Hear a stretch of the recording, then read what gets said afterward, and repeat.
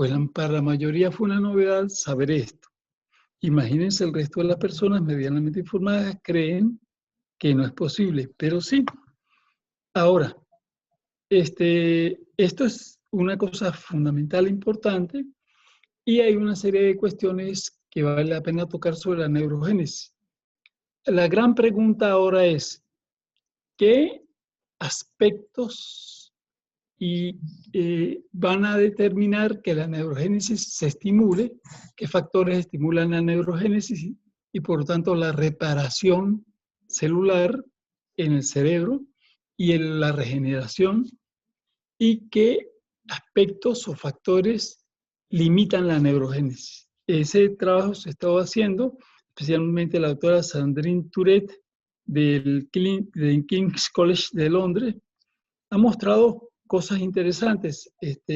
Les abriré ahora el link para una conferencia que ella dictó en TED, que son conferencias cortas en TED, y en ahí muestra cómo, hablando con un colega oncólogo, el oncólogo, sabiendo que ella es una de las expertas más importantes del mundo en el cerebro, investigadora, le pregunta, ya que la conoce de antemano, mire, tengo un problema, que es que la gente que hace quimioterapia se deprime. El colega es oncólogo.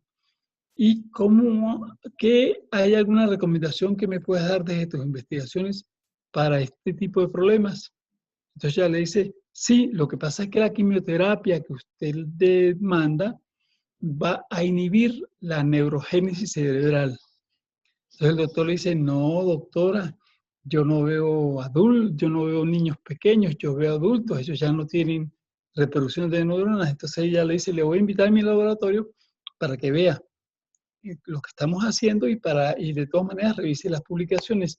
Si hay una nueva producción de neuronas, si hay neurogénesis en el cerebro, y le mostró cómo había investigaciones sobre depresión y neurogénesis. Se mostraba que cuando la neurogénesis cerebral se desacelera, la persona se deprime.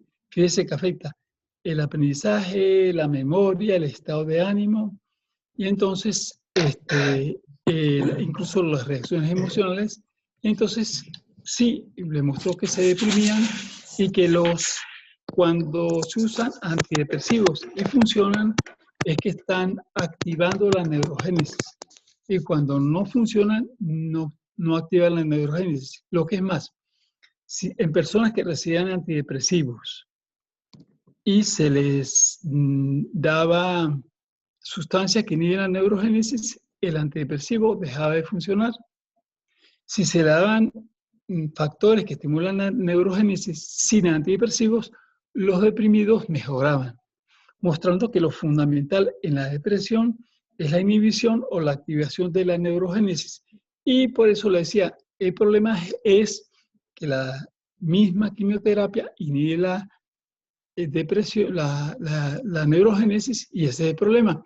Entonces le estuvo hablando de los factores que estimulan la neurogénesis para ayudar a estas personas, que ya los veremos, pero por ahora la neurogénesis es una realidad comprobada en laboratorio, publicada en las revistas científicas del Index Médico, especializadas en el tema, y que nosotros podemos, en nosotros y en nuestros consultantes, estimular para mejorar la memoria, el aprendizaje, el estado de ánimo y la expresión emocional. Entonces vamos a hablar un poco de cuáles son esos factores que estimulan e inhiben la neurogénesis, que es muy importante. Aquí están en la siguiente diapositiva. ¿Qué factores estimulan la neurogénesis? Pues todos lo sabían, aprender. Cuando aprendemos algo nuevo, el cerebro se estimula. Ahora sabemos que se estimula produciendo nuevas neuronas. El sexo, la realización de la actividad sexual también estimula la neurogénesis. Así que tenemos ahí otro factor importante, el reducir la carga calórica. También la carga calórica normal, la que recomiendan los colegas nutricionistas, que es consumir tantas calorías como se gastan, no estimulan la neurogénesis. Lo que estimula la neurogénesis es la reducción de la carga calórica por debajo de ese nivel, especialmente si entramos en el nivel de ayuno, que que es el máximo estímulo dietético para esta neurogénesis. Entonces ahí tenemos, y también se ha encontrado, esto es muy importante, lo pueden conseguir en internet, como el consumo de flavonoides estimula la neurogénesis. ¿Me explico? Mis alumnos ya lo han visto, pero para los demás es nuevo. La importancia de la alimentación no es solo el suministro de nutrientes. Además de nutrientes, hay miles de moléculas no nutrientes que tienen que ver con la salud. Un grupo importante de ellos son los flavonoides. Los miles de flavonoides que componen los alimentos, especialmente las verduras, las frutas, los germinados, las semillas oleaginosas. En los demás hay pocos flavonoides o no hay. Esos flavonoides estimulan la neurogénesis y tiene otros efectos como antiinflamatorios, como antioxidantes, tiene una serie de efectos, pero también estimulan la neurogénesis, es un hallazgo nuevo importante, así que el consumo de estos alimentos que acabo de nombrar también ayuda a tu neurogénesis. Claro, algunos flavonoides son más importantes que otros, ya los veremos, y el ejercicio aeróbico. Ya también hay pruebas desde hace años de que el ejercicio aeróbico estimula la neurogénesis tanto digamos, en estas áreas del hipocampo como en otras áreas del cerebro. En cambio, ¿qué reduce la neurogénesis? La falta de sueño, el dormir poco, el trasnocharnos, disminuye la neurogénesis. Las dietas ricas en grasas saturadas disminuyen la neurogénesis. Estas evidencias son interesantes porque hay una matriz de opinión que circula en algunos grupos de internet que dicen que necesitamos consumir grasas saturadas porque son buenas para la salud.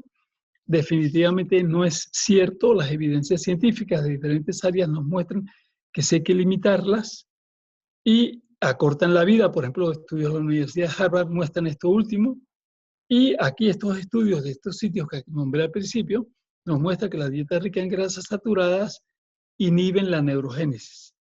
Para los que no tienen entrenamiento en nutrición, las grasas saturadas son aquellas que son sólidas a temperatura ambiente, como la manteca, la mantequilla, la margarina, el aceite de coco, la parte gorda de las carnes. Todo eso son grasas ricas en grasas saturadas e inhiben la neurogénesis. También el etanol, es decir, el alcohol, el consumo habitual de alcohol o alto consumo de alcohol, inhibe la neurogénesis y el estrés. Así que aquí hay que balancear las cosas. Si nosotros, por ejemplo, dijimos que el sexo estimula la neurogénesis, pero si además de eso te trasnochas y tomas alcohol, es posible que la ganancia no sea importante o no la haya. Entonces es cuestión de un poco de balance entre estas cosas. Bien, con respecto a los flavonoides, habíamos dicho, y esto es importante, de que son muchos. Algunos ejemplos de los flavonoides más conocidos, el resveratrol de las uvas moradas, que está en la cáscara de la misma, la curcumina, la cúrcuma y muchos otros. Pero seguramente, de acuerdo a las investigaciones disponibles, los mejores flavonoides para estimular la neurogénesis son los L-agitaninos. Estos L-agitaninos se encuentran en grandes cantidades en las nueces. Las nueces también tienen vitamina E y otra serie de sustancias, pero esto que dice la medicina, vamos a decir, tradicional, de que la nuez es buena para el cerebro y ha sido comprobado en la clínica por muchas personas que lo hemos usado, ahora tiene una explicación y es la presencia de los gitaninos en las nueces. Entonces, ahí tienen un factor interesante que justifica ya lo que hemos venido haciendo en el tiempo, muchos, que es recomendar para mejorar el funcionamiento del cerebro las nueces. No solo las nueces, hay muchos otros, digamos, semillas oleaginosas que aportan componentes flavonoides importantes, pero ahí tienen un detalle muy, muy, muy importante. También, de acuerdo a las investigaciones, se ha encontrado que al menos una reducción ya del 20% de lo que te comes en el día disminuyes o estimula la neurogénesis de un modo importante. Entonces, si hay días en que comes poco, hay días en que hay más neurogénesis. Fíjese el principio que decíamos de alimentación biocompatible. Si no tiene hambre, no comas, porque el cuerpo va a reparar los tejidos. Bueno, esto nos muestra que no solo los tejidos corporales habituales, sino el cerebro, porque se estimula la producción del factor neurotrófico del cerebro y porque se estimula la neurogénesis. Ahí tiene entonces una de las razones de la importancia de la investigación y en la práctica de este fenómeno de ayunar o de disminuir la carga calórica. La forma de ayuno más usada por los investigadores de la neurogénesis en sus sujetos de investigación, ratones y seres humanos, es el ayuno intermitente. La forma más usada de ayuno intermitente, a su vez, es la que llaman 8-16. Durante 8 horas la gente come, por ejemplo, de 12 del día a 8 de la noche, se come lo normal que se come en esas horas y se deja de comer de 8 de la noche a 12 del día.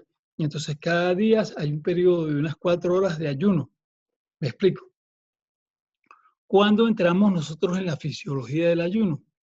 Como veremos en las clases de noviembre, que vamos a ver ayunoterapia durante el diplomado, vamos a ver cáncer, otra serie de factores, y todo lo que estoy diciendo también va a ser importante para eso, pues entramos en la fisiología del ayuno cuando tenemos 12 horas sin comer, ya que se ha agotado la glucosa circulante, el glucógeno muscular y el hepático, y entonces el organismo se ve precisado a entrar en el modo de quemagrasas, que es el modo de fisiología del ayuno.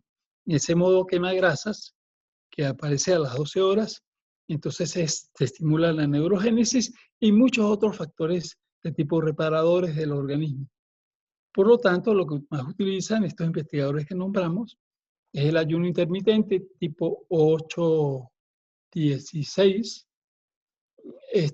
pero no todo el mundo lo hace igual. Recuerdo el caso de una consultante que me dice, mire doctor, a mí me es fácil ayunar es empezar a comer a partir de las 3 de la tarde, podría saltarme el desayuno. Entonces dijimos, bueno, puede comer entre 3 de la tarde y 11 de la noche, pero de 11 de la noche a 3 de la tarde no coma. Otra persona me dice, yo no puedo dejar de saltarme el desayuno porque desayuno en casa. Como por fuera, entonces, ¿a qué hora desayuno? A las 8. Pues haga su hora de comida de 8 de la noche a 4 de la tarde, 8 de la mañana a 4 de la tarde, y el resto del tiempo ayuno. Eso es ayuno intermitente, es una forma de hacerlo que funciona bien. Son 4 horas de estímulo intenso cada día que nos hace adoptar esa fisiología. Es una forma, es la que más usan ellos. Pero hay una cosa que llama la atención. La textura del alimento también estimula o inhibe la neurogénesis. Si los alimentos son blandos, tipo papilla, puré, alimentos muy cocidos, inhiben la neurogénesis. Pero cuando consumimos alimentos crocantes, crujientes, como ocurre con los alimentos crudos, entonces se estimula la neurogénesis. En otras palabras, si tú agarras una fruta, la licúas y se lo das a tus hijos, no estás estimulando la neurogénesis. Pero si tus hijos se las das picando en trocitos y ellos mastican, está estimulando la neurogénesis. La fruta lo va a beneficiar, pero la neurogénesis la estimulará cuando hacen la comida de eso que es crocante, crujiente. Además de eso, si tus hijos son menores de 5 años y comen cosas así crujientes, se va a estimular el desarrollo de las arcadas dentales y van a tener una dentadura hermosa y no esos dientes encaramados que vemos con frecuencia en niños que solo comen papillas y cosas blandas por, digamos, concepción equivocada de lo que es la comida y la educación de los niños. Entonces, este descubrimiento japonés es importante porque el tipo de alimento que comas también tiene que ver con tu neurogénesis. Y aquí mostramos... Doctor, Ajá. Tenemos una pregunta acá de una compañera del chat. Sí. Pregunta si el ayuno intermitente incluye dejar el agua. Muy buena pregunta. Respuesta, como el agua no tiene calorías, no va a interrumpir el ayuno intermitente. En otras palabras, puedes consumir agua sin problemas. Pero si al agua le agregas cosas que tienen calorías, podrías interrumpirlo. Entonces, sí, el agua no tiene problemas. Gracias. Bien, gracias por la pregunta. Qué bueno que pregunten porque eso hace que sea más dinámico y aclaremos más cosas. En la fotografía que ven está el doctor Mark Maxson, jefe del laboratorio de investigación del cerebro, ayuno y cerebro, es lo que ellos trabajan, y financiado por los Institutos Nacionales de Salud de los Estados Unidos. Bien, él se ha dedicado a estudiar básicamente esto, ayuno y envejecimiento, y se ha encontrado, la línea de trabajo de él es, se sabe que, que para que se desarrolle el Alzheimer, tiene que depositarse en el cerebro, especialmente en esta zona que hablamos del hipocampo que mostramos temprano, tiene que depositarse proteínas beta-amiloides y eso va entorpeciendo. Hay otros cambios también en el cerebro, pero ese es el más notable. Y en el Parkinson tienen que ir muriendo las neuronas dopaminérgicas de una zona del cerebro, la zona que se llama sustancia negra. Bien, lo que ha encontrado el doctor Mark Maxson y su equipo es que el ayuno va a limitar la acumulación de esta proteína beta-amiloide en el cerebro. Es decir, que si se está acumulando, puede hacer que no se acumule más o que se deje acumular. En nuestra experiencia en personas con estas enfermedades, con ayunos largos, más bien se limpia, disminuye la cantidad de proteína, el beta-amiloide en el cerebro. Y no solo se limpia, sino que empieza a mejorar la función cognitiva de la persona con Alzheimer. No se trata de un ayuno suelto, sino un ayuno sistemático más amplio e intenso. En el Parkinson sucede algo muy similar.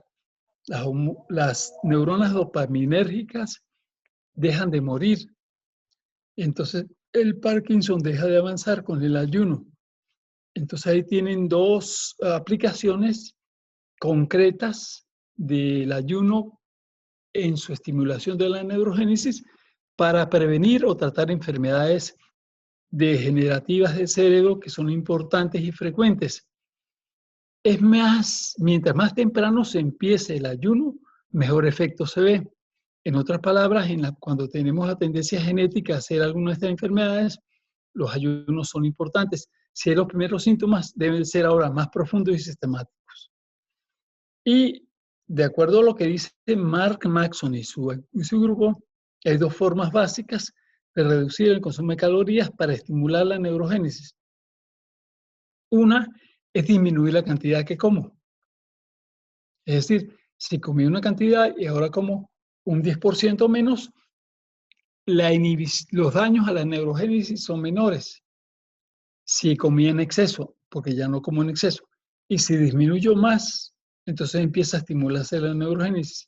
La idea es que cuando de la línea basal, la línea que dice que yo voy a consumir tantas calorías al día, en la medida que baje de eso, estimula la neurogénesis. Y mientras más baje el consumo calórico, más intensa la neurogénesis, y eso se mantiene en el tiempo. Esas son las dos formas de que habla Maxson y su equipo. En clase nosotros vimos una tercera forma de bajar la carga calórica, que es cambiar la calidad de lo que como. Aún comiendo lo mismo, si como menos alimentos de alta carga calórica como proteínas, carbohidratos y grasas, y sustituyo esos alimentos por alimentos de baja carga calórica como los germinados, los vegetales, las frutas, entonces hago una reducción de la carga calórica y mejoro el funcionamiento cerebral y mejoro la neurogénesis. Mientras más importante sea el cambio en esa dirección, menos calorías comiendo lo mismo y un impacto mayor. Entonces ya sabemos que hay tres formas, las dos que hablan Mark Maxson y su equipo, y la tercera que también la hablamos en la clase de dietoterapia y que tocaremos nuevamente en el mes de noviembre durante las clases del diplomado que daremos en San José de Costa Rica al principio del mes. Están invitados todos, aunque no hayan ido, porque empezaremos de cero. Cada tema se empezará de cero para que cualquier persona que se interese, aunque no sepa de nutrición, pueda aprovecharlo. Bien, aquí te ven una fotografía de un informe del doctor Mark Maxson para los médicos sobre los efectos del ayuno intermitente en la salud. Como ustedes ven ahí en la diapositiva, de los efectos del ayuno intermitente, especialmente en la obesidad y enfermedades crónicas, nos muestran el cerebro, que es lo que más nos interesa. Dice, mejora la función cognitiva. Eso es una de las cosas que venimos haciendo. Eso coincide con lo que han encontrado en Inglaterra y en Alemania. Este es un trabajo norteamericano, pero es lo mismo. Entonces la función cognitiva, es decir, la capacidad de aprender, de memorizar, mejora con el ayuno. Esto, repito, es el hallazgo en diferentes laboratorios de investigación de punta en el mundo. Y es la práctica antigua desde la época de Hipócrates, incluso los filósofos Sócrates, Platón, Pitágoras recomendaba los ayunos para mantener funcionando bien el cerebro. ¿De dónde lo sacaron ellos? Yo no sé. Pero lo cierto es que la ciencia actual verifica que ellos tenían razón. Otra de los efectos del ayuno sobre el cerebro es incrementar la producción de factores neurotróficos. ¿Qué significa eso? Yo les hablé hace rato del factor neurotrófico derivado del cerebro. Se estimula cuando yo como menos y cuando ayuno se estimula más. Maxon y su equipo mostraron que durante el ayuno, en un ayuno intermitente, se estimula un 50% la producción de este factor. Y si el ayuno no es intermitente, sino continuo, se estimula hasta un 200% la estimulación del factor neurotrófico derivado del cerebro. Así que tienen cosas importantes. También incrementa la resistencia al estrés y reduce la inflamación cerebral. La inflamación cerebral es la base del avance de la enfermedad de Parkinson, la enfermedad de Alzheimer y otras enfermedades neurodegenerativas. Así que es valiosísimo el impacto del ayuno sobre el cerebro. También ven ustedes en las diapositivas cómo beneficia el corazón, la sangre, el hígado, los intestinos, incluso las células grasas y los músculos. Fíjese que hablar de, por ejemplo, de el impacto del ayuno sobre las células grasas, produce lipólisis. ¿Qué significa lipólisis? Destrucción de grasas, quema de grasas. Es el metabolismo propio del ayuno, quema de grasas.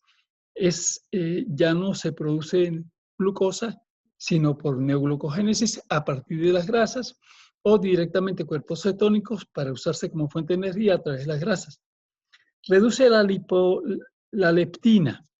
¿Y qué importancia tiene esa? Uno de los fenómenos más nuevos encontrados es, bueno, voy a empezar por el principio. La leptina es una hormona que reduce el apetito. Bien, pero uno de los problemas más importantes encontrados en los obesos en los últimos años es que hay un fenómeno que se llama resistencia a la leptina. El cuerpo produce mucha leptina, pero no funciona. Es como la resistencia a la insulina. El cuerpo produce mucha insulina, pero no funciona. Bien, durante el ayuno se disminuye la producción de leptina porque se sensibiliza el cuerpo a la leptina. Es decir, disminuye la resistencia a la leptina. Se incrementa a la hiponeptina, que es una sustancia antiinflamatoria y reduce la inflamación. También, por ejemplo, a nivel muscular, incrementa la sensibilidad muscular a la insulina, es decir, que hace que funcione mejor, que la resistencia a la insulina y la diabetes mejoren con el ayuno.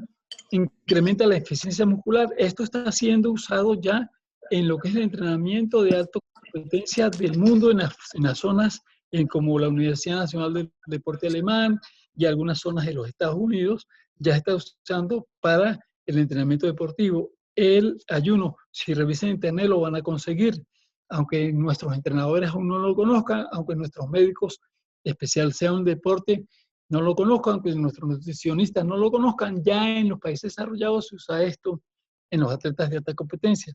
Y además reduce la inflamación muscular, lo cual también disminuye la extensión de las lesiones y la duración de las mismas.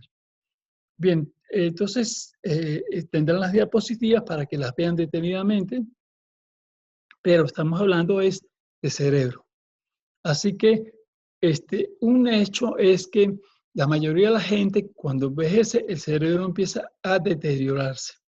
Empieza a alterarse la memoria, la concentración, la atención, el aprendizaje. Bien, algunos pocos, la excepción de las personas, envejece sin esos signos de envejecimiento cerebral. Conocemos personas de 80, 90 años completamente lúcidos, con buena memoria, buena concentración, pero son la excepción. La generalidad no.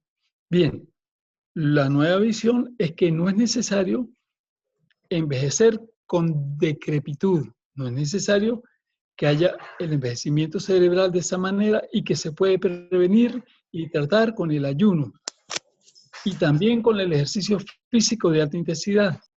Este trabajo sobre ejercicio físico y funcionamiento cerebral ha sido hecho en varios lados, entre ellos el mismo doctor Maxson ha encontrado que el entrenamiento deportivo de alta intensidad tiene un impacto sobre el cerebro similar al ayuno.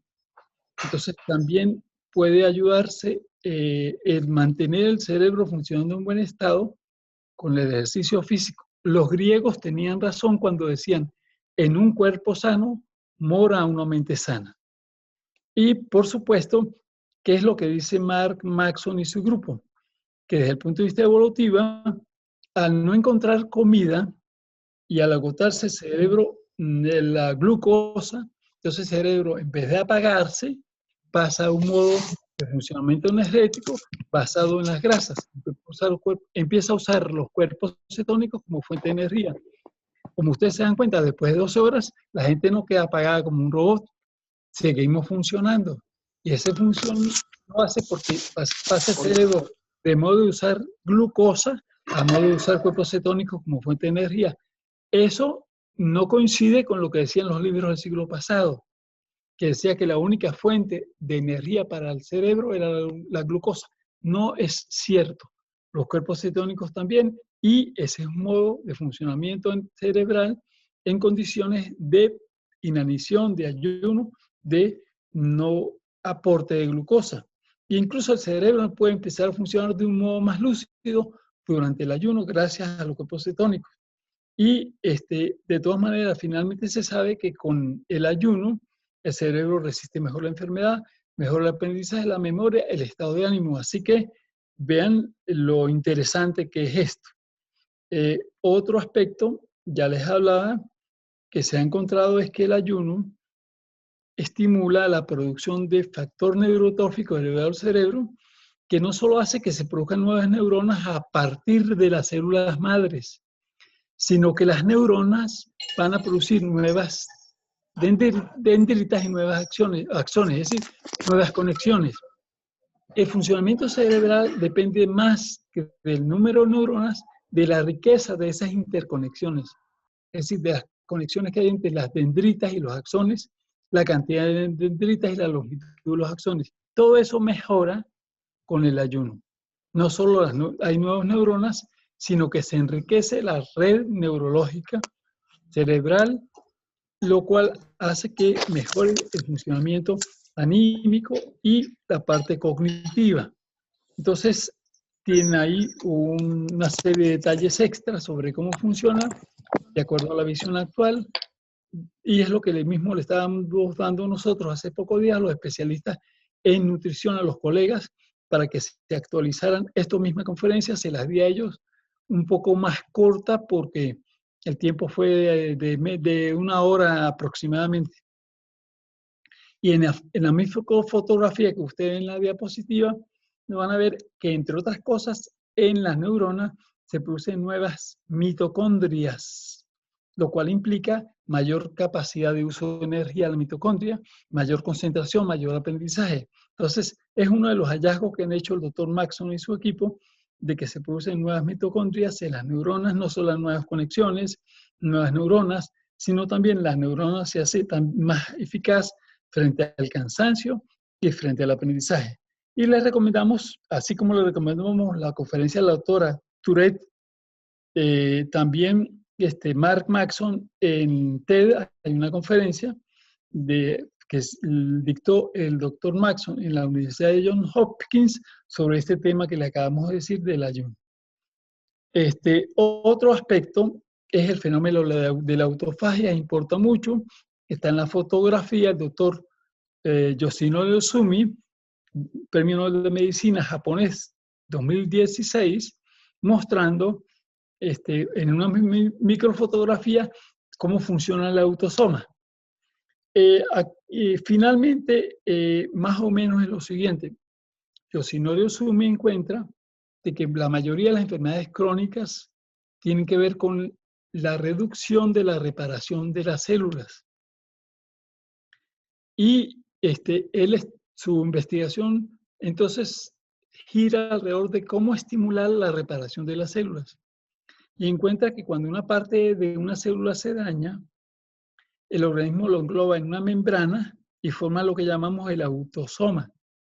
Eso no está en los viejos libros de biología celular, aparecerá en los nuevos, donde aparte de las mitocondrias, el núcleo, del retículo endoplasmático, del aparato de Golgi y de otras estructuras aparecerán los autosomas. ¿Qué son los autosomas? Cuando una parte de una célula se daña por oxidación o por alguna lesión, entonces el organismo, la célula engloba esa parte en una membrana, ese es el autosoma, y llegan a esa membrana otros organelos que se llaman lisosomas y meten o echan en el interior del autosoma sus enzimas que son digestivas. Entonces, en el autosoma se digiere la parte de la célula que estaba mala en sus unidades básicas, aminoácidos, ácidos grasos, sosas, etc.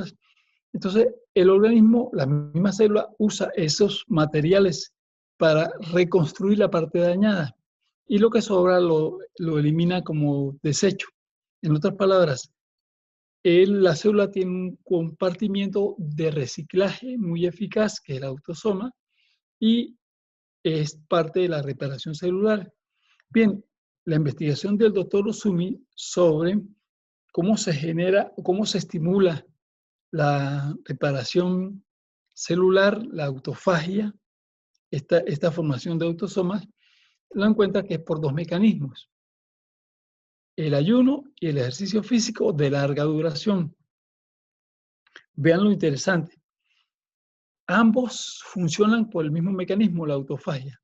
Cuando el organismo deja de obtener los materiales que requiere del ambiente, de la alimentación, entonces empieza a comerse a sí mismo, autofagia. Pero, ojo, lo principal del doctor Ohsumi es que esa autofagia es inteligente, es selectiva, se come lo que está en mal estado, las partes de las células dañadas, los tejidos malos, empieza a comerse y empieza a reciclar y a reparar. El doctor, en la universidad, hay otra investigación de la Universidad del Sur de California, donde se encuentra que esto también ocurre con los glóbulos blancos. Significa que el sistema inmunológico también se repara durante el ayuno y en los fenómenos de autofagia. Pero también encuentra el doctor Ohsumi que si el ejercicio, aunque no esté ayunando, dura mucho tiempo, también se estimula la autofagia. Entonces, es interesante porque, como vemos, el ejercicio de alta intensidad estimula la neurogénesis y el de larga duración estimula la autofagia. Ambos son procesos reparadores. Bien, otro aspecto importantísimo en el funcionamiento cerebral es el aporte de nutrientes al cerebro.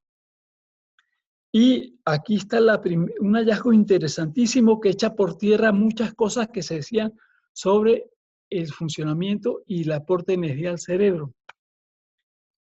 Lo nuevo es lo siguiente.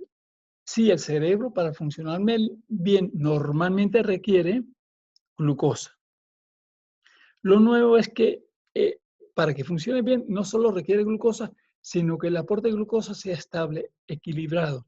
Las oscilaciones hacia arriba y hacia abajo del aporte de glucosa interfieren en el funcionamiento cerebral. En otras palabras, para funcionar óptimamente el cerebro requiere un aporte constante de glucosa. Bien, lo interesante del trabajo de la doctora Floel, que es la que está trabajando en este mundo de la glucosa y funcionamiento cerebral, allá en Berlín, Alemania, es que se da cuenta de que dentro de lo normal, las personas que tienen la glucosa en la parte baja de lo normal, es decir, hacia 70 miligramos y no hasta hacia 100, tienen la parte baja de lo normal, son las que más rinden y son las que mantienen a través del tiempo mayor tiempo la concentración y su cerebro se daña menos con los años. Es decir, el aporte de glucosa para que sea óptimo debe ser dentro de lo normal, pero del lado de abajo, no en la mitad ni del lado de arriba, como mucha gente creía. Entonces decían, dale a tus hijos como desayuno cereales para que tengan mucha glucosa y aprendan. Y los niños se dormían en clase o no aprendían. La realidad es que los cereales en el desayuno le dan glucosa en gran cantidad, sube la glucosa en sangre y baja el rendimiento. Y después a veces, cuando son hiperactivos, baja mucho la glucosa y empeora el rendimiento. Entonces, no es el modelo adecuado para el desayuno. Son mejores las frutas que te aportan glucosa de un modo lento y estable. Entonces, digamos, hay varias formas de aportar glucosa de un modo lento y estable para que se mantenga la glucosa en el nivel óptimo, que es en el nivel bajo dentro de lo normal. Los dos modelos de alimentación son el modelo biocompatible con frutas, verduras y germinados como dominancia, y el modelo de las semillas oleaginosas, o que llamamos el modelo de la nuez. La nuez también ayuda a que se aporte la glucosa de un modo constante en el cerebro, pero se vea que contiene proteínas unidas a grasas. Entonces, tanto la alimentación que te da la glucosa en cantidades no muy altas y unida a gran cantidad de fibra, como en las frutas y las verduras, los germinados, que mantiene el aporte adecuado de glucosa en sangre para el aprendizaje, la memoria y la concentración, como las nueces y otras semillas oleaginosas te mantienen el aporte. Entonces hay dos modelos y por supuesto estos mismos alimentos aportan otros componentes importantes para el cerebro como el magnesio, la vitamina B1, B3, B5, el ácido fólico y otros más.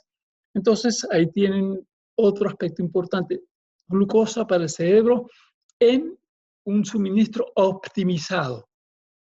Este trabajo se publica en la revista Neurology, que es de la doctora Floel, se hace sobre personas que no tienen problemas metabólicos que limiten el aprendizaje, como diabetes, prediabetes, personas bebedoras con problemas de pensamiento, obesos.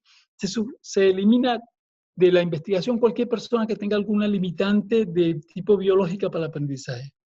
Y se dejan los normales y se estudian entonces cómo los niveles de glucosa afectan el aprendizaje. Y es cuando encuentran todo esto.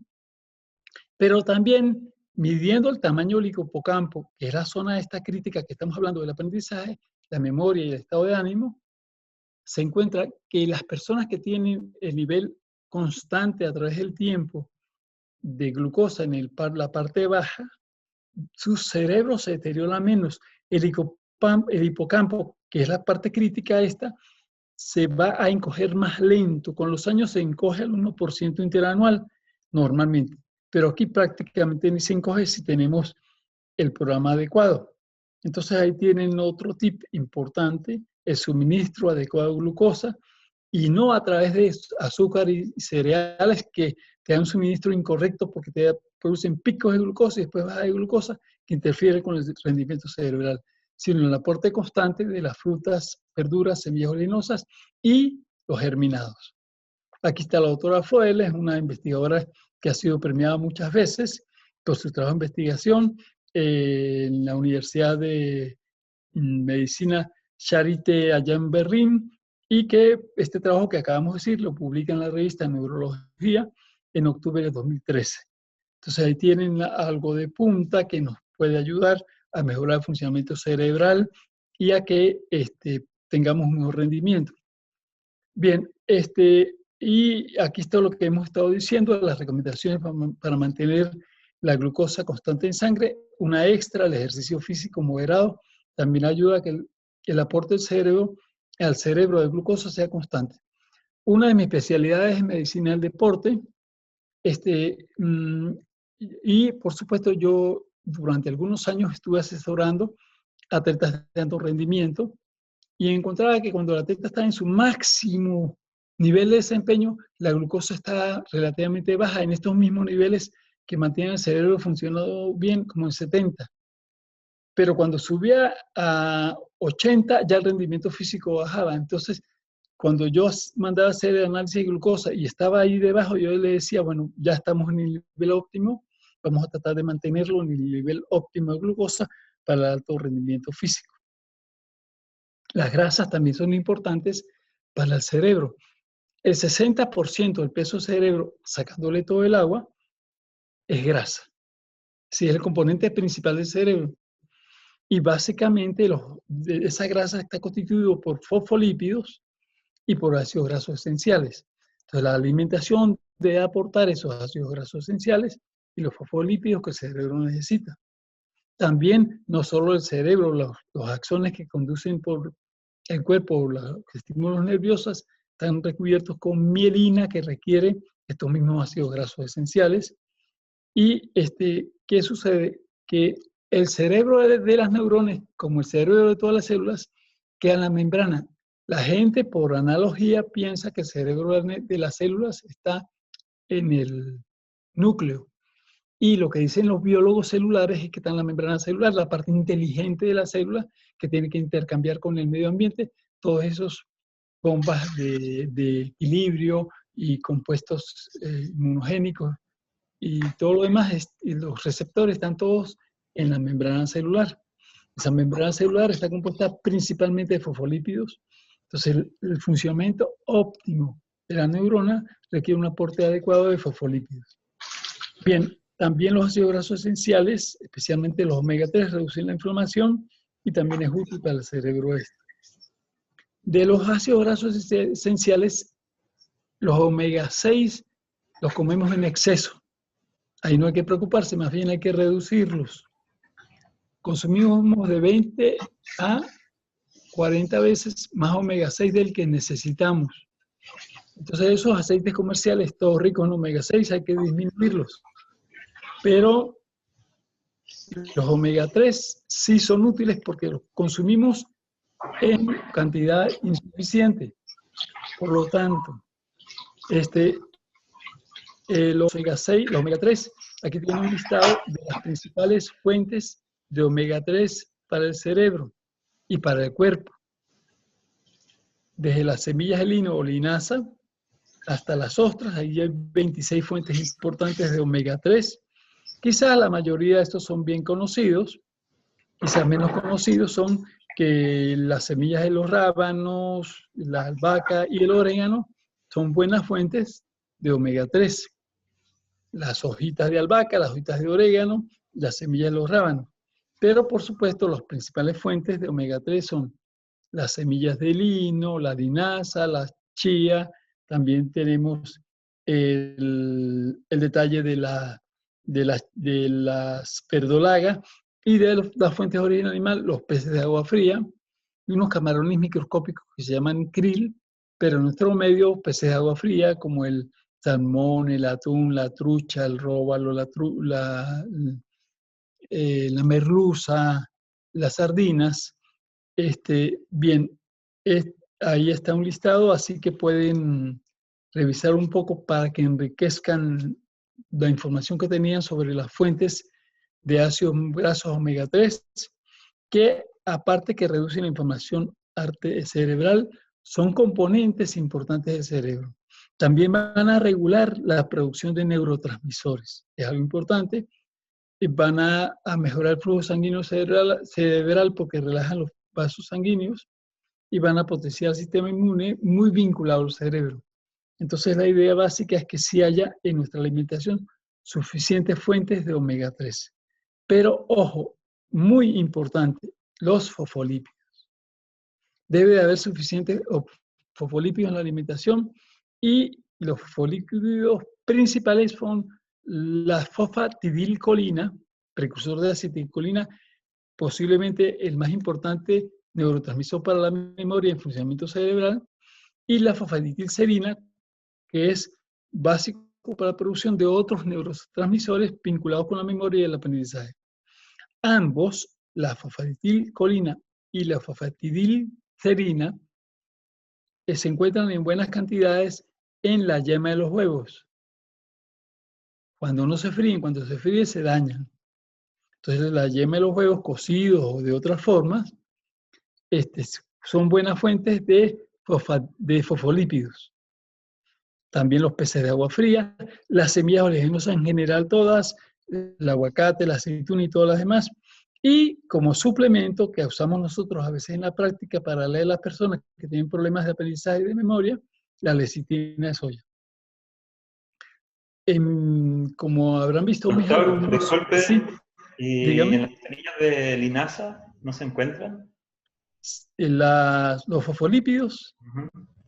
sí se encuentran en pequeñísimas cantidades, se encuentran en todas las semillas oleaginosas, se encuentran. Quizás las fuentes más importantes de fosfolípidos son el aguacate, las aceitunas, pero en todas las semillas oleaginosas se encuentran, incluyendo la linaza, ¿sí? Sí se Gracias. encuentra.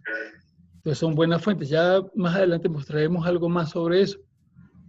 Pero la lecitina de soya la lecitina de soya es esto mismo, pero concentrado. Entonces, a veces en la práctica de la terapia, le mandamos suplementos de lecitina de soya a nuestros consultantes para mejorar sus problemas de memoria, concentración y aprendizaje, mientras hace efecto una dieta adecuada, una reducción de la baja carga calórica y el ejercicio físico. Entonces, después de un par de meses, ya dejan el suplemento y van a cabalgar sobre un estilo de vida que va a potenciar el cerebro, basado principalmente en los principios alimentarios que estamos hablando ahora. Los ácidos grasos trans también son bloqueantes importantes de la función cerebral, que se encuentran en estos alimentos como las donas, los alimentos fritos y otros más, papas fritas, pollo frito, donas y otros más. Es decir, los ácidos grasos trans son productos principalmente de la industria y son estos alimentos que vende la industria con grasas que ellos llaman ácidos grasos parcialmente hidrogenados, le hace grasas trans, o que producimos en la cocina cuando freímos. Cuando freímos convertimos los aceites normales, cis, en aceites trans. Entonces, estas grasas trans, producto de la industria y la fritura principalmente, van a bloquear el DHA, que es un ácido graso omega 3 importante en el cerebro, y también la formación de otros compuestos. Y hay otra cosa importantísima en una investigación en la Universidad de Colombia, cómo el tipo de proteínas afecta al cerebro, también está investigado. Muy importante en la revista Neurology, que aparece en su pantalla, aparece ya la investigación de la doctora Lu de la Universidad de Colombia, aparece. Nos muestra, ellos estudian diferentes modelos de investigación y cómo eso afecta el envejecimiento cerebral. Y encuentran que las personas que a través del tiempo, con sus proteínas básicamente son del tipo de la dieta mediterránea como pescados y semillas oleaginosas, su cerebro envejece más lentamente. Con los años se deteriora mucho menos que cuando las proteínas provienen de carnes rojas. Ahí el cerebro se deteriora a mayor velocidad.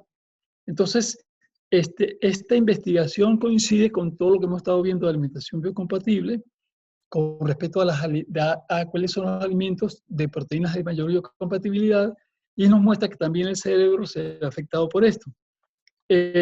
Aquí está la fotografía de la autora Yan Lu, una médico de ancestros chinos que se dedica a la investigación y eso se publica, como lo ven en la diapositiva, en la revista Neurology en el 2015. Y les quiero mostrar el comentario que hace el doctor Malas de la Federación Americana para la Investigación del Envejecimiento, que es un médico muy clásico, muy convencional, pero él muestra que dice que después de leer la investigación, él comenta que esto nos hace ver la importancia de hacer un cambio en las proteínas hacia más parecida a la dieta del Mediterráneo que hacia la dieta clásica norteamericana. Significa que la dieta norteamericana, rica en carnes rojas como res y cerdo, envejece el cerebro y deteriora el cerebro a mayor velocidad que lo que ocurre con la dieta mediterránea, rica en proteínas como pescado y semillas oleaginosas que protegen al cerebro. Entonces, aún estos médicos clásicos, viendo las investigaciones, hacen comentarios de que sí debemos hacer cambios importantes en la dieta para tener un cerebro que funcione bien ahora y a largo plazo. Bien, y dentro de los aminoácidos más importantes para el cerebro están el triptófano, la glutamina, la tirosina, la taurina, la fenilalanina, todos bien aportados por proteínas como semillas oleaginosas, como los germinados, todos se encuentran en ellos, pero también se encuentran en otras proteínas. Lo que quiero decir es que algunas personas creen que los germinados y las semillas oleaginosas no contienen estos aminoácidos tan importantes para la síntesis de neurotransmisores, y no es cierto. Están en cantidades óptimas allí, así que hacia el modelo biocompatible nos está dirigiendo la investigación que estamos describiendo, o las investigaciones que estamos describiendo. Y dentro de todos esos aminoácidos, los más importantes son el triptófano y la fenilalanina. El triptófano es la base para la síntesis de algunos neurotransmisores, especialmente la serotonina, que ha sido llamada la hormona del bienestar y la felicidad. Y también, por supuesto, la serotonina es base para la síntesis de la melatonina, que tiene que ver con el descanso nocturno. Fuentes importantes de triptófano: el pavo, la yema del huevo, las semillas oleaginosas todas, el plátano, o la banana, que es otra variante del mismo plátano, piña, aguacate, ciruelas, y el chocolate oscuro, buenas fuentes de triptófano. Y buenas fuentes de fenilalanina, importantes para la síntesis de adrenalina y noradrenalina y dopamina, hormonas que empujan a la acción, son el pescado, los huevos de nuevo, lácteos, la lenteja, la soya, los garbanzos, el cacahuate o maní, la soya, espárragos, entre otros. Y de un modo importantísimo para el aporte de fenilalanina, los frutos secos o semillas oleaginosas, y como las nueces y las almendras. Con un poquito apenas de nueces o de almendras obtenemos la cantidad que requerimos cada día de fenilalanina a nivel total. Tienen grandes cantidades de estos aminoácidos críticos para el cerebro, estos semillas oleaginosas, así que ahí tienen otra fuente importante de aminoácidos en la tónica de tener un cerebro que funcione óptimamente. Y esto que les voy a dar no estaba en la conferencia, pero sí me alcanzó el tiempo, sobre la depresión. Entonces ya dijimos, todo lo que estimule la neurogénesis ayuda a la depresión. Dieta de restricción calórica, ejercicio físico, el sexo, el aprender, el elevado consumo de flavonoides, la ingesta adecuada de omega 3, los alimentos crujientes. En cambio, la quimioterapia la inhibe. Así que aquí la quimioterapia está mal ubicado, es inhibidor. También el alcohol, la falta de sueño, la deteriora en grasas saturadas, los alimentos trans, los alimentos blandos inhiben la neurogénesis y mantienen la depresión. Doctor, Entonces, ajá. Preguntan sobre la lecitina de soya. Preguntan, dice la mayoría, ¿Sí? si no toda, es transgénica. ¿Eso afecta? Bien. Hay varios tipos de soya, ¿cierto? La persona que diga que casi toda la lecitina o toda la lecitina que existe en el mercado es transgénica, que me muestre el soporte técnico de eso. No es la misma información que yo tengo. Sé que en internet dicen que todo es transgénico, que ahora va a ser transgénico hasta el agua, que no tiene genes, pero yo los he visto, esos videos locos de internet. No todo lo que dice en internet es cierto, número uno. Cuando alguien le diga algo en internet que les suene raro, no quiere decir que es cierto. La gente tiende a creer las cosas estrafalarias. Y tercero, aunque sea transgénica la soya, la lecitina, los fosfolípidos funcionan. Pero lo que yo estoy diciendo es que es totalmente discutible de que toda la soya que consumimos es transgénica, porque la mayoría de la soya que se consume en los países transgénica, en diferentes lados del mundo, Estados Unidos, Brasil, etcétera, que son los grandes productores de esta soya y con los grandes consumidores, la usan como pienso para animales. Significa que la consumen las vacas y los cerdos, más que los seres humanos en esos países. Sin embargo, que me muestren evidencias, no que me muestren comentarios de la hipótesis de la cascadeada, vamos a decir, manipulación rara, sino cosas concretas. Pero lo cierto es que independientemente del origen, sí funciona. Y sobre métodos transgénicos podemos hablar más en clase para darles unos tips interesantes, porque la investigación que hay sobre métodos transgénicos, la diferencia que han encontrado a nivel de laboratorio entre los efectos biológicos de métodos transgénicos y los alimentos no transgénicos, y que los alimentos transgénicos son estimulantes del sistema inmunológico, y eso es bueno y malo. Pero ya le digo, eso lo dejamos para clase, nos salimos mucho del tema y lo podemos abordar para que tengan no solo la visión de la conspiración que aparece en algunos videos de internet, sino la otra visión para tener una visión más clara y decir, ah, bueno, es lo uno y lo otro, voy a ver qué opino yo después de ver todas las facciones y no solo ver una opinión. Bien, gracias por la pregunta. Gracias. Entonces, hay una investigación fuera de esta que hemos nombrado, de española, la Universidad de Navarra, publicada en los archivos generales de psiquiatría, que muestra que las personas que comen biocompatible, es decir, una dieta con alta cantidad de verduras y frutas, tienen una mejoría hasta en 51% de las personas de la depresión. Eso significa que funciona mejor este tipo de dieta que los antidepresivos que usan los psiquiatras. Este porcentaje es mayor que el de lo que se obtiene con los antidepresivos. Y lo de la lecitina de soya, aquí están algunos detalles para terminar la conferencia. Ahí, la memoria puede ser mejorada también con otros alimentos. El romero. Y como tienen en pantalla, hay investigaciones también del Reino Unido que muestran que el romero va a mejorar la memoria y el desempeño cognitivo, tanto consumido en infusiones como inhalado. Es decir, el aroma en el ambiente de romero va a mejorar el funcionamiento cerebral. Eso se debe a un fitoquímico que contiene el romero, que es el cineol. El cineol contiene el romero contiene muchos fitoquímicos útiles en su aceite esencial, pero para la memoria es el cineol. Y esto está, ya repito, ha sido verificado con investigaciones, con protocolos muy bien hechos, muy finos. Así que también podemos usar romero para los problemas de la memoria. Y cuando nosotros hemos usado lecitina, estamos para la dosis entre 1200 y 2400 miligramos diarios. Normalmente empezamos con 2400 miligramos diarios de lecitina de soya. Y ya al mes, cuando ya la gente ve los resultados, bajamos a 1200 y hacemos un mantenimiento por unos 2 meses más de 1200 miligramos, mientras los ajustes de la dieta y del ejercicio renuevan lo suficiente el cerebro para que siga funcionando bien. Entonces, ahí sobre la memoria hay mucho más en cuanto a, por ejemplo, plantas medicinales y eso. Pero en alimentos, aquí tienen varios alimentos que pueden ayudar a la memoria. También está la cebolla, que puede ayudar bastante a la memoria, el mango, pero de los verificados científicamente, el romero, la lecitina de soya. También mejora la memoria, el estrés, el ejercicio físico, el mismo entrenamiento de la memoria y sobre todo el interés que yo tenga en un tema.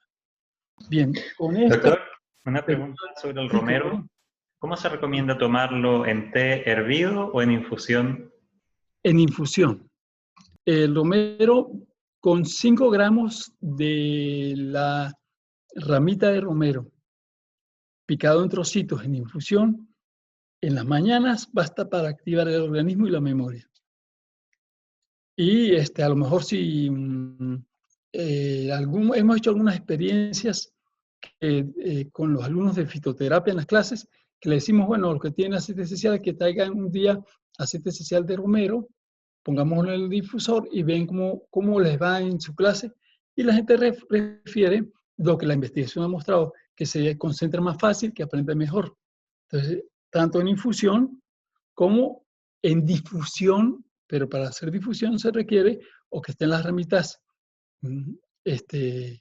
emitiendo bastante aceite esencial o que haya en un difusor algunas goticas de aceite esencial. Bien, bueno, con esto Gracias. terminamos la conferencia. ¿Más preguntas sobre el tema?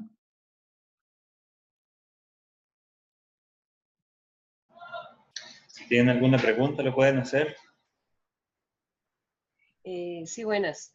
Con respecto Ajá. al pescado, digamos acá en los países de Costa Rica, ¿cómo que se recomienda? Digamos, lenguado, corvina pequeña, lo que esté Mm. localmente alcanzable, digamos, ¿qué es lo más recomendable? Bien, como fuente de fosfolípidos, casi todos los pescados son buenas fuentes de fosfolípidos, pero como fuentes de omega 3, no todos.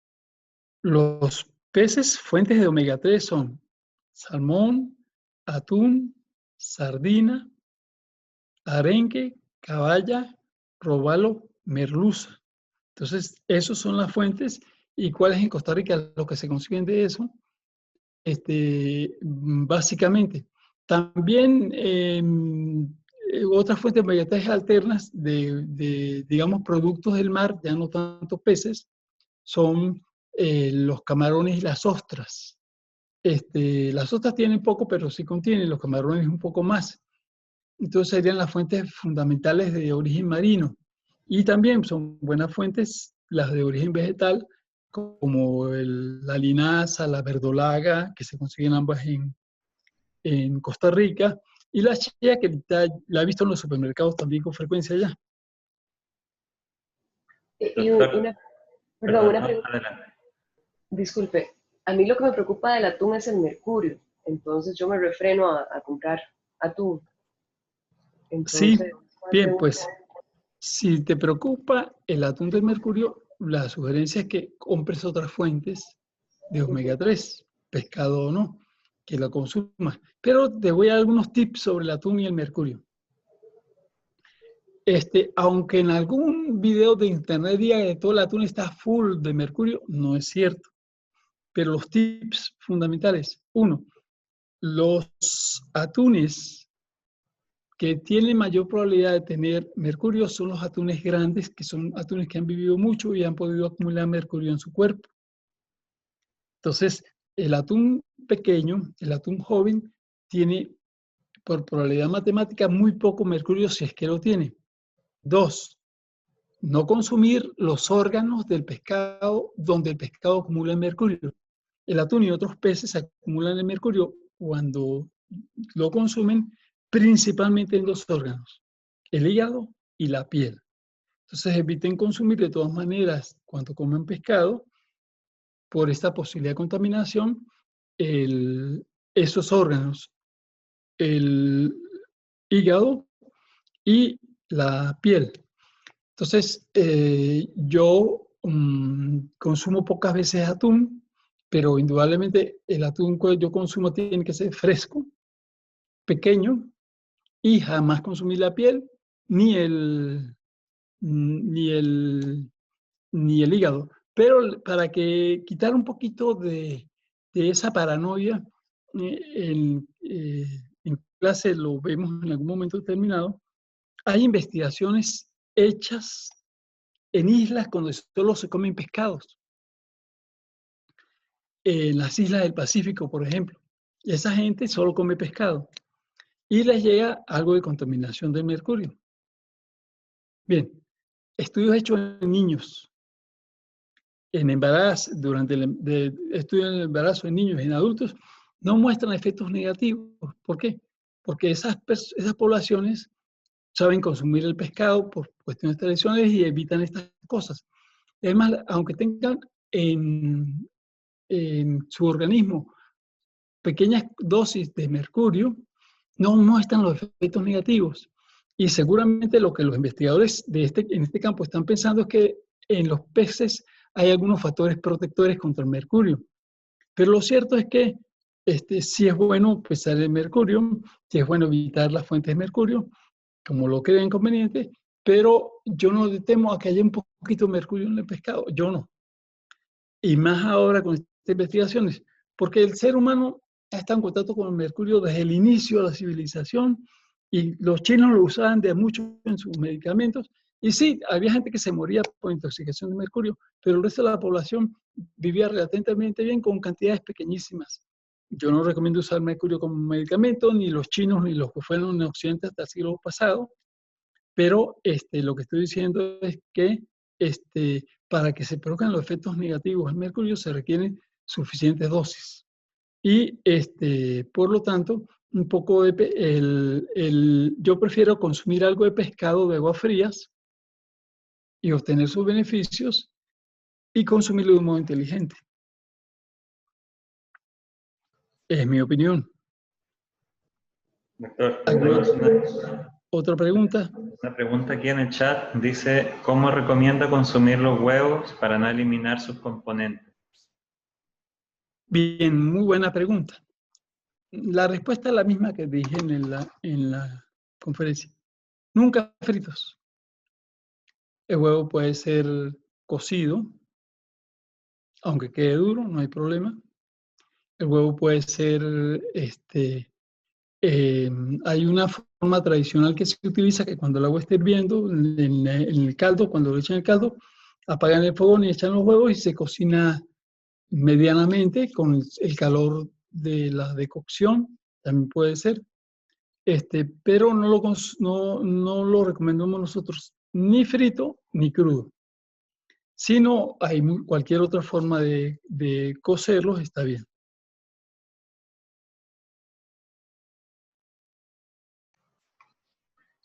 Bueno, ¿alguna otra pregunta por ahí?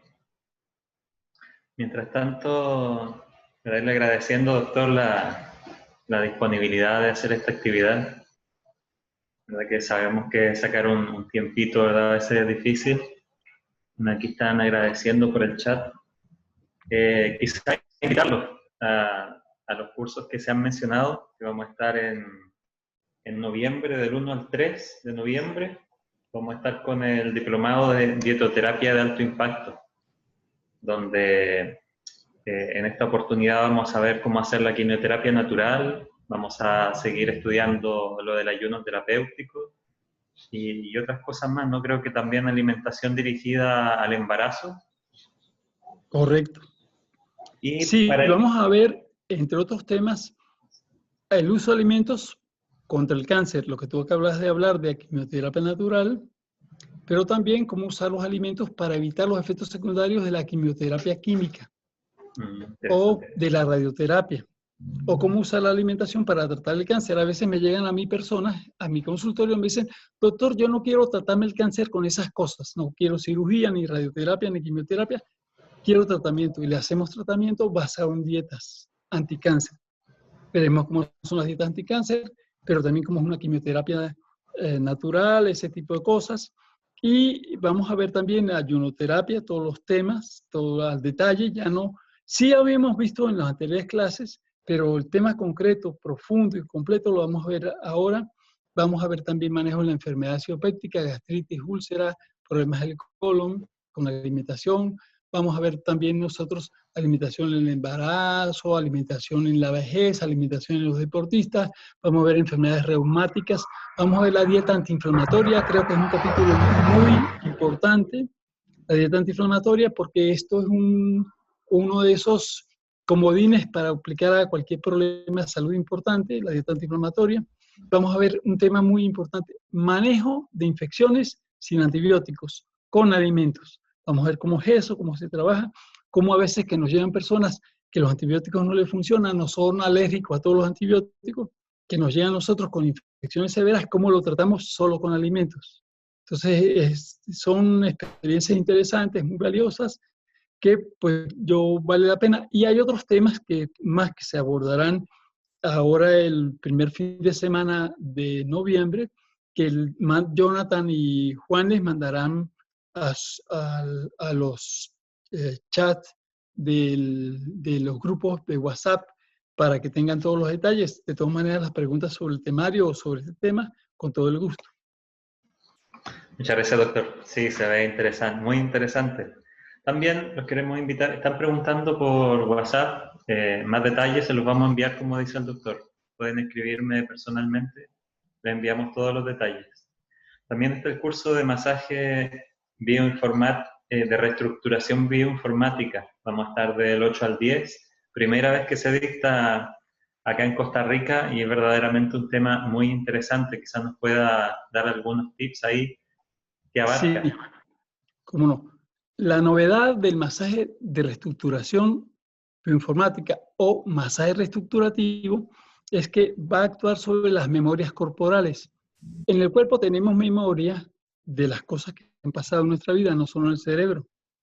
Y esa memoria a veces está almacenada de un modo disfuncional y está obstaculizando nuestra vida desde el punto de vista de la salud física o psicológica o ambas cosas. La idea es que hay técnicas de masaje para encontrar las memorias disfuncionales y técnicas de masaje para reestructurarlas y que cambien las cosas. A veces los resultados son así asombrosos en poco tiempo, en una o dos sesiones, y a veces se demoran un poco más, pero se ven los mismos beneficios del masaje más otra serie de beneficios. Un par de ejemplos para que vean cómo opera. Cuando dictamos el curso por primera vez aquí en México en el año 2004, de masaje estructurativo, entre los asistentes había una experta en masaje sueco, masaje ayurvédico, masaje chino, ella profesora de esos tipos de masajes, y hace el módulo que vemos el primer día en Costa Rica, se hizo aquí en un día, dentro de un entrenamiento general de otras cosas. Pero les interesó tanto el masaje cuando terminamos el primer día, que se reunieron con los organizadores y decidieron que yo diera los otros dos partes que faltaban, el módulo 2 y 3, a los 4 meses. Y se quedaron con lo que vemos el primer día. A los 4 meses, cuando regresé, les pregunté qué han hecho con lo que han aprendido. Entonces ella alzó la mano, todo el mundo la conoce porque es muy famosa aquí en el país. Dice, fíjese, yo después del curso, me fui a León, de donde es ella, y mi mamá sufre de una artritis severa, está limitada, ya no podía moverse por ella misma en cuanto a subir o bajar gradas, y había que ayudarla a vestirse. Y le estábamos haciendo muchas cosas y la enfermedad no había avanzado más, pero estaba ahí así de fuerte. Yo lo único que le hice fue todos los días, durante una semana, la técnica que aprendí el primer día, y a la semana ya estaba subiendo y bajando gradas y por ella misma en sus cosas básicas. Entonces, ese impacto tan importante lo podemos conseguir con el masaje estructurativo. Y otro ejemplo aún más dramático es el caso estábamos dictando aquí en Mérida, Yucatán, el curso, y llegó una señora y el primer día cuando se presentó, dice, yo vengo porque tengo fibromialgia. Y tengo muchos años con ella y como nada me sirve, pues alguien me dijo que viniera al curso. Bien, en ella yo hice la demostración de cómo se hace el masaje en los pies el primer día. El primer día vemos masaje en los pies y en miembros inferiores. Y durante el masaje tuvo recuerdos, entre otras cosas, dice, ahora me acuerdo de cuándo empezó el problema. Allá todos los médicos le preguntaban cuándo le empezó. Bueno, fue hace tiempo, pero no recordaba el momento. Recibiendo el masaje, uno se acuerda de cosas importantes. Entonces recordó cuando lo empezó, me dijo, mi fibromialgia me empezó cuando me divorcié, hace 20 años. Bien, seguimos el masaje y después empezó a llorar y a gritar, ¿qué pasó? No, que estoy reviviendo lo que me pasaba cuando yo vivía con mi marido. Él me amarraba con cadenas en los pies. Y yo entonces borré la información, una técnica de borraje que verán, borré la información. Y de una vez dijo, se me pasó. Ah, que el mal recuerdo de lo de su marido. No, el dolor, ya no me duele nada. Entonces, bueno, ok, seguimos al otro día, sí, la segunda parte, y le contó a la gente, ya tengo 24 horas sin dolor por primera vez en 20 años. Y el otro día tengo 48 horas sin dolor por primera vez en 20 años. Este tipo de cosas no se obtiene en todos los casos de una vez, en todos los casos de fibromialgia, es un caso espectacular, pero que nos muestra que cuando conseguimos la memoria disfuncional y la tratamos, podemos lograr cosas asombrosas como hacer reestructurativo. Eso lo aprenderán en estos días. Muchas gracias, doctor. Y también, bueno, tenemos un taller que le pedimos, ya que sabemos que dictar estos cursos, ¿verdad? Puede ser muy agotador, pero logramos que para la Escuela de Meditación Terapéutica nos pudiera dar el día lunes 11 de noviembre el taller de uso del potencial de la mente para sanarnos. Entonces también es un área muy importante, ¿no? Para que la persona, aparte de los tratamientos físicos que se esté practicando, también pueda complementar esta otra parte psíquica, ¿no? Sí, ustedes me pidieron eso y con gusto lo vamos a hacer. Si es que la mente tiene una gran cantidad de posibilidades y capacidades más allá de la que la mayor parte de la gente maneja. Y podemos usar esos recursos solamente para sanarnos. Así como la mente nos enferma de muchas cosas porque la usamos mal, podemos aprender a usar recursos para sanarnos. Y en eso se enfoca ese taller que vamos a hacer ese lunes. Bueno, doctor Rafael, entonces, están preguntando acá sobre si podemos compartir la grabación. Sí, ¿verdad? Me escriben los que quieren la grabación, ¿verdad? Les vamos a enviar los links para que la puedan descargar. Muchas gracias por la atención de todas las personas que participaron. Y doctor Rafael, bueno, muchas gracias como siempre por la disponibilidad que tiene. Encantado y te felicito por tu idea de hacer esta actividad, el esfuerzo que tuviste que hacer junto con tu equipo, porque sé que no es fácil, hicimos varios ensayos días anteriores y esas cosas para poder tener esto a punto hoy, pero qué bueno que se abrió ese canal porque yo creo que lo podemos usar en el futuro, en algún momento determinado, para otro tema. Sería súper buena idea. Bueno, queridos amigos, entonces aquí ya quedan con la inquietud, ¿verdad? Y vamos a estar a la espera de usted, doctor Rafael. Bueno, Y gracias. de nuestra parte entonces sería todo. Quedamos entonces en contacto a través de los chats y les vamos a estar enviando la información de todos los cursos. Que pasen muy linda tarde. Y ha sido un gusto, qué bueno. Saludos allá y un abrazo a toda la gente de Costa Rica. Seguiremos en contacto. Es un placer trabajar con ustedes. Gracias, doctor. Hasta luego.